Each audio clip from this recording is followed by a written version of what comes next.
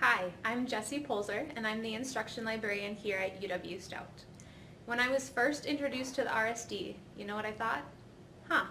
That's information literacy.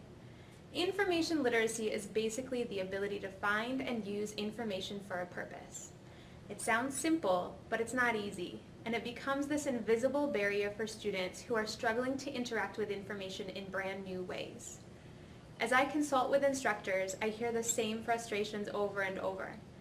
My students have a hard time defining a question they can actually research. My students won't move beyond Google. My students believe there is one magical source that will answer their research question. Or my students just summarize their sources. They don't integrate or engage them. Understandably, most students don't come with a basic understanding of how information works. They often conceptualize information as merely factual, in a kind of false binary system of true or untrue. They think all knowledge is discovered, not necessarily created. They search as if information magically appears on the free web for altruistic, egalitarian purposes. Because of their limited understanding of the information landscape as a whole, students struggle to really engage the research process. So I want to take you a little deeper into the RSD facets that Sylvia has introduced, but apply an information literacy framework developed by the Association of College and Research Libraries. Viewing the RSD facets of research through a different lens will reveal why students struggle with research skills and perhaps give you some tools for curriculum planning and strategic intervention. The ACRL has identified 6 basic information literacy threshold concepts. The premise is that if a person understands these enduring ideas, they will be more likely to navigate our fluctuating information landscape in useful and deliberate ways. First, information creation as process, which is the idea that information is in fact created, and choices made during the creation and dissemination stages influence the information content as well as the access to it. Research as inquiry. Information creation is an iterative process, often exploring open and totally unresolved questions. Scholarship as conversation. Information creation is also a discursive process of proposing, debating, and testing ideas over time. It's a conversation within a community, and there may be a variety of perspectives to consider. Authority is constructed and contextual. Within each conversation, authority is socially constructed when particular voices become favored. That happens for a variety of reasons, and authority in this sense is not necessarily synonymous with expertise. Information has value. Information is created out of a variety of motives and goals: educational, persuasive, commercial, personal. There are layers of privacy considerations, copyright and intellectual property issues to navigate that will influence the credibility of the information and how it can be accessed. Finally, searching as strategic exploration, which really summarizes the RSD facets as a whole.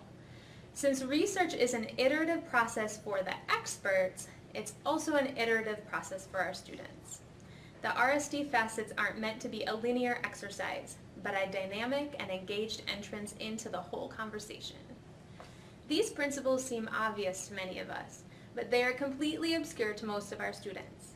When students begin to grasp these realities, they are able to identify the voices, boundaries, or limitations of the conversations they are investigating. They become active information participants instead of passive information consumers. Their analyses and syntheses of ideas become much more sophisticated. Over time, they begin to exhibit more and more autonomy in their research processes. So, how can you integrate the information literacy threshold concepts into your curriculum? Just like everything else, you need to make information literacy learning goals explicit in your curriculum planning. Think about the RSD facets that your students need to successfully reach your learning objectives. Then peel one more layer back to identify the information literacy threshold concepts associated with each facet. Here's how this might look in action. Maybe you want your students to critically evaluate sources before they include them or exclude them from their annotated bibliography. Everyone wants that, right?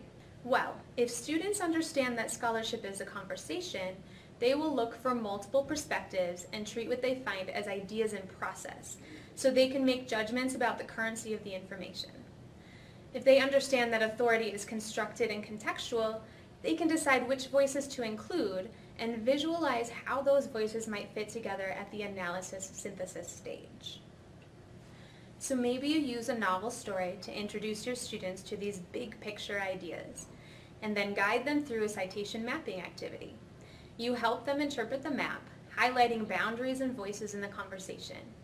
You ask them to brainstorm which stakeholders might not be represented on the map and where those voices could be found.